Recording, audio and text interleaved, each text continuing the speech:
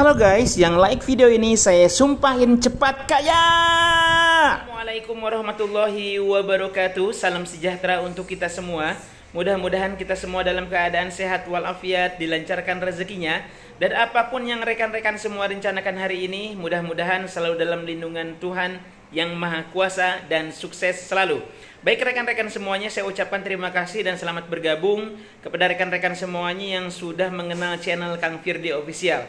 Hari ini saya akan membahas terkait dengan bantuan apa saja yang akan cair duluan di tahap 3 atau mungkin periode bulan Juli, Agustus, September ya itu. Komen, like, dan subscribe karena subscribe itu gratis.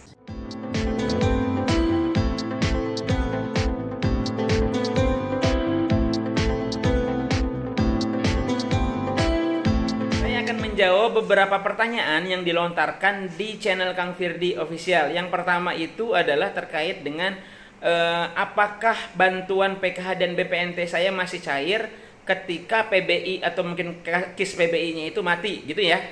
Nah, jadi jawabannya adalah KIS PBI mati itu ada beberapa faktor. Faktor yang pertama biasanya KIS-nya tidak pernah digunakan sampai dengan 6 bulan atau mungkin sampai dengan 1 tahun itu tidak digunakan, jadi kemungkinan besar KIS-nya itu mati. Nah, kalau seandainya KIS-nya mati karena tidak digunakan, maka bisa dipastikan PKH dan BPNT-nya itu masih cair. Itu yang pertama. Terus yang kedua, kalau KIS dan PBI-nya itu tidak aktif karena desil 6. Nah, karena desil 6 sampai dengan desil 10, maka kemungkinan besar di tahap 3-nya bantuan PKH dan BPNT-nya itu tidak cair. Kenapa? Karena masuknya itu di desil 6 sampai dengan desil 10.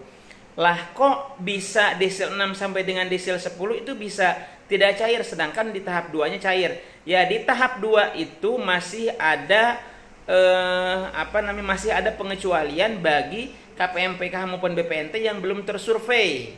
Itu belum tersurvei oleh pendamping PKH maupun pilar sosial yang ditugaskan oleh Kementerian Sosial. Nah, ketika masuk desil 6 sampai dengan desil 10 akan tetapi belum tersurvei, maka kemungkinan besar itu masih cair di tahap 2-nya. Tapi kalau di tahap 3 masuk desil 6 sampai dengan desil 10, maka kemungkinan besarnya juga tidak cair bantuannya kalau seandainya tidak diurusi dengan pembaruan data, bisa di aplikasi cek bansos atau mungkin di dinas sosial setempat. Pertanyaan selanjutnya terkait dengan kok bisa saya masuk desil 6 sampai dengan di 10 padahal saya belum pernah disurvei. Nah, perlu rekan-rekan semuanya ketahui bahwa desil ini ditetapkan oleh BPS itu untuk perankingan kesejahteraan keluarga yang dimiliki oleh para keluarga di seluruh Indonesia. Nah, desil tersebut itu menentukan apakah bantuan sosial tersebut itu layak diberikan kepada masyarakat atau mungkin tidak. Nah, untuk perankingan kesejahteraan keluarga itu disebutkan dengan desil.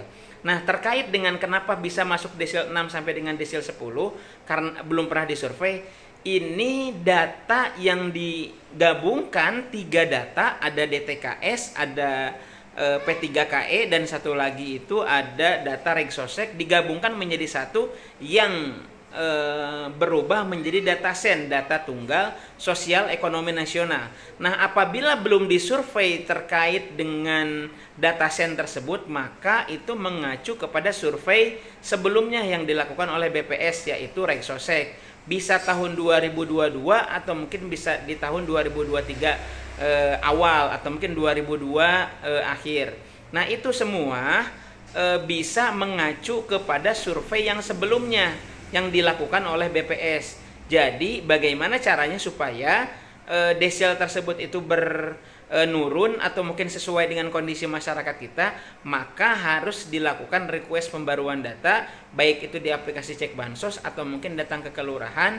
Kalau seandainya kelurahannya sudah siap, maka bisa langsung diajukan. Tapi kalau kelurahan atau mungkin desanya belum siap, maka tinggal ditunggu saja atau request pembaruan data melalui aplikasi cek bansos gitu ya. Itu terkait dengan kenapa saya bisa desil 6 sampai dengan desil 10 padahal belum disurvei, karena ada penggabungan 3 data DTKS, ada Regsosek, ada P3KE, sehingga itu mengacu kepada survei yang sebelumnya dilakukan oleh BPS di Regsosek gitu ya. Itu pertanyaan yang kedua. Oke, kita akan membahas terkait dengan yang inti dari persoalan yang saya bahas hari ini, yaitu terkait dengan bantuan apa atau mungkin bantuan sosial apa yang dicairkan duluan di tahap 3 ya. Apabila mengacu kepada sistem informasi kesejahteraan sosial next generation atau disebut dengan 6NG ya, kita lihat, saya sudah melihat bahwa yang sudah berhasil cek rekening duluan itu adalah bantuan sosial YAPI di tahap 3 insya Allah cair duluan. Kenapa? Karena mungkin BPNT sekarang ada survei dulu dari tanggal 1 sampai dengan tanggal 30 Agustus. Ini masih survei pendamping PKH maupun pendamping atau mungkin TKSK yang ditugaskan oleh Kementerian Sosial. Nah itu yang pertama. Terus yang kedua juga ada survei 1 tanggal sampai dengan tanggal 18 yang PKH pendamping PKH itu ada ada survei ground check ya, ground check terkait dengan kelayakan apakah perdesilan, terkait dengan perdesilan apakah masuknya di desil 6 sampai dengan di 10 atau mungkin desil 1 sampai dengan desil 5 yang mendapatkan bantuan nanti ya. Nah, jadi PKH dan BPNT itu belum ada kepastian kapan pencairannya, akan tetapi yang akan cair duluan itu insya Allah itu bantuan yatim piatu, yatim atau piatu ya. Insya Allah mudah-mudahan itu bermanfaat dan bantuan tersebut juga nominalnya itu Rp200.000 dikali 3 bulan sama dengan Rp600.000 dan cairnya itu insya Allah melalui Bank Himbara. Kalau di Depok itu menggunakan Bank Mandiri ya. Kalau di Depok, kalau yang YAPI itu menggunakan Bank Mandiri, kalau bantuan PKH dan BPNT itu menggunakan Bank BNI. Mungkin itu saja kira-kira yang bisa saya sampaikan. Mudah-mudahan informasi ini bermanfaat buat rekan-rekan semuanya. Kurang dan lebihnya mohon maaf. Wassalamualaikum warahmatullahi wabarakatuh.